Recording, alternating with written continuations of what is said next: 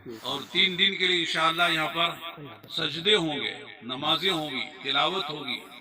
یہاں اللہ کے کلام کی باتیں ہوں گی، قرآن حدیث کی باتیں ہوں گی، اور یہاں لوگ اللہ کے راستے میں نکلنے کے ارادے عزائم کریں گے، اور اس کے ذریعے سے پتہ نہیں کتنی خیر یہاں سے وجود میں آئے گی۔ اس لیے اس کی محنت کے لیے ہم لوگوں کو اللہ نے موقع دیا ہے، چنا ہے، لہذا آنے والے تو مہمان ہیں اور ہم میزبان کی حیثیت سے رکھتے ہیں،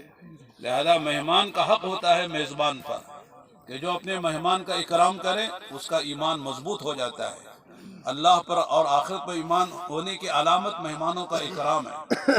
لہذا یہاں پر محنت کرنا، یہاں کے کاموں کو پورا کرنا، یہ ہمارے لیے سعادت مندی کی بات ہے۔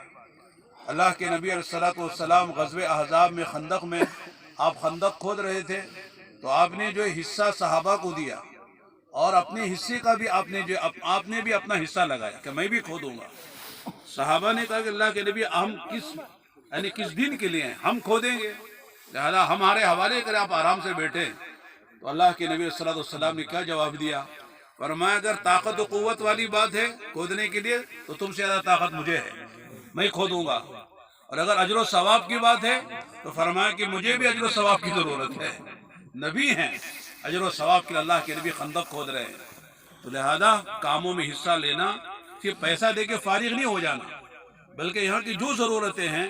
عملی طور پر ہاتھ بٹانا ہے، کام کرنا ہے، اپنی سعادت سمجھ کے کرنا،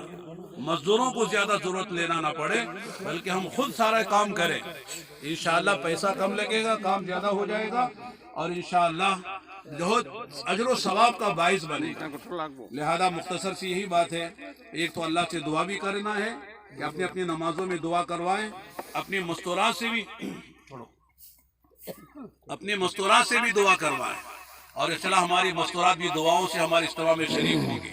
بہت سے علاقوں میں جب اجتماع ہوتے ہیں تو ماشاءاللہ مستورات جو ہے روزہ رکھ کر دعائیں کرتی ہیں، اعتکاف کر کے دعائیں کرتی ہیں، اور یاسین پڑھ کے دعائیں کرتی ہیں۔